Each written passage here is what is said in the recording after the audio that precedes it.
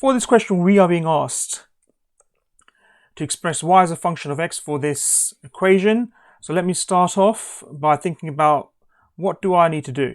So this, you can see you have exponents which are unknown.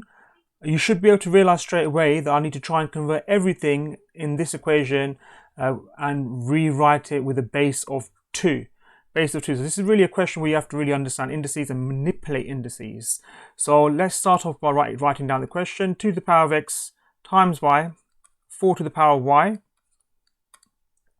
is equal to 1 over 2 root 2.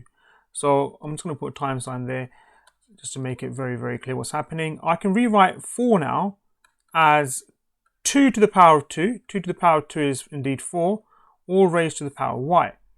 And that's equal to, I'm going to change the root 2 and put it into indices form.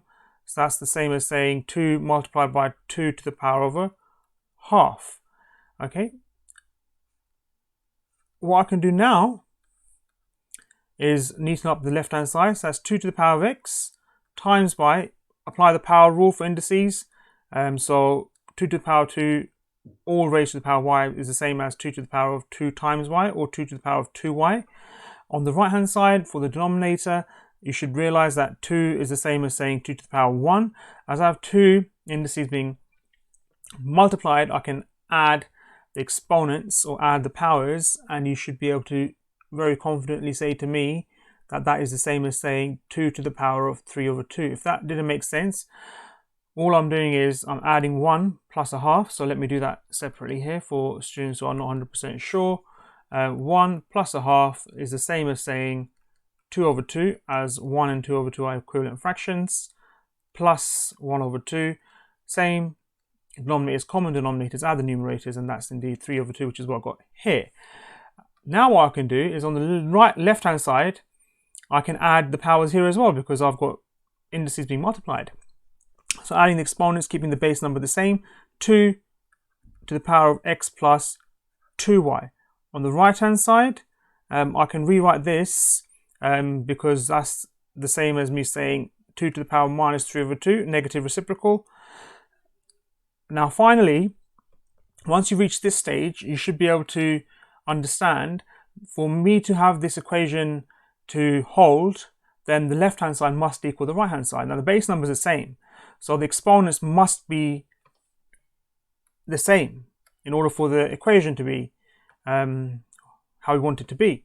So what I'm going to do now is I'm going to equate the exponents. So I'm going to equate the exponents of x plus 2y, which is what I've got here, and I'm going to equate it to minus 3 over 2, which is what I've got there.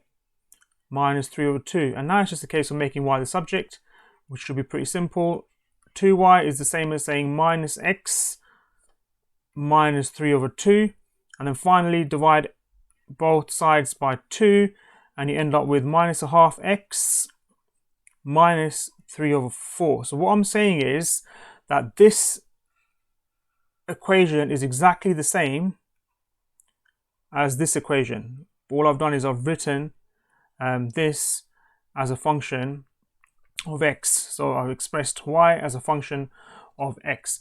Now let's see if this holds graphically. So I've already prepared the equations on GeoGebra. This is the first equation, 2 to the power of x times by 4 to the power of y equals 1 over 2 times the square root of 2.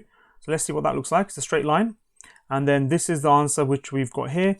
Y equals minus half x minus 3 over 4. And hopefully that should be exactly the same. There you are, exactly the same.